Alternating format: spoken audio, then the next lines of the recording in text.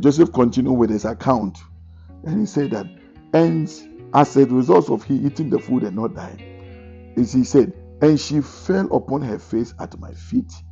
May the enemies of your life fall at your feet in Jesus' name. And wept, and I raised her up and admonished her, and she promised to do this iniquity no more. A promise from her to do this iniquity no more.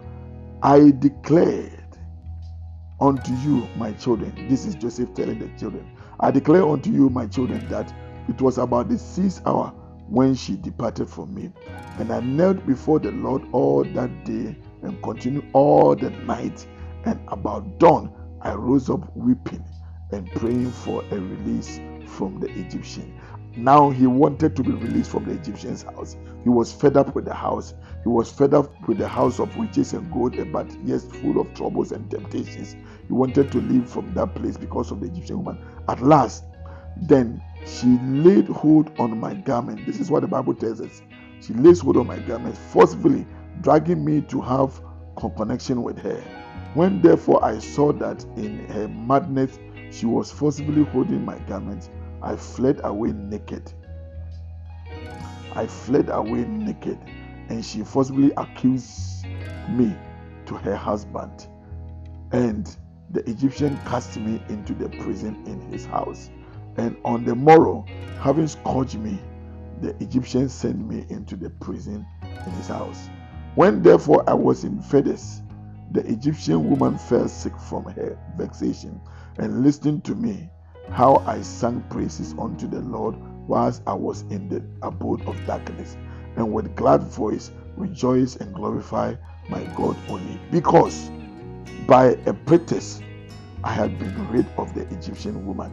How often has she sent unto me, saying, consent to fulfill my desire, and I will release thee from thy bonds, and I will free thee from the darkness. And not even in thoughts did I incline unto her. Oh God, not even in thoughts did he even incline unto her. He was ready to go through the prisons because he planned it to be so that God should release him from the house of Potiphar. And through the orchestrative way, the woman wanted to have him. He ran from her, and then his clothes got stuck into her hands, and then she used it as a testament against him. And then the Egyptian Potiphar imprisoned him in his house, beat him squarely, and imprisoned him. For God loved him who is in a den of darkness, fasted with chastity, rather than him who in secret chambers live delicately without restraint.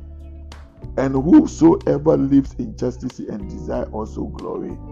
And if the Most High knoweth that it is expedient for him, he bestows this also upon him, even as upon me.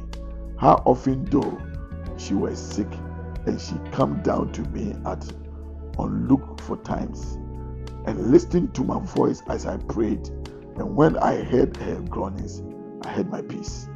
For when I was in her house, she was wont to bear her arms and breasts and legs, which I might fall before her, for she was very beautiful, splendidly adorned for my deception. She would walk nakedly in the house, trying to attract his attention and all that. But all these things, he never seen. Job said that I have made a covenant with my eyes that I will never look at a maiden lustfully. And the Lord guarded me from her devices.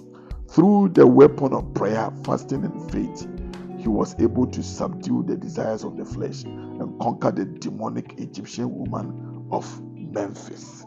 That is the story of Joseph. That is not recorded in the Bible.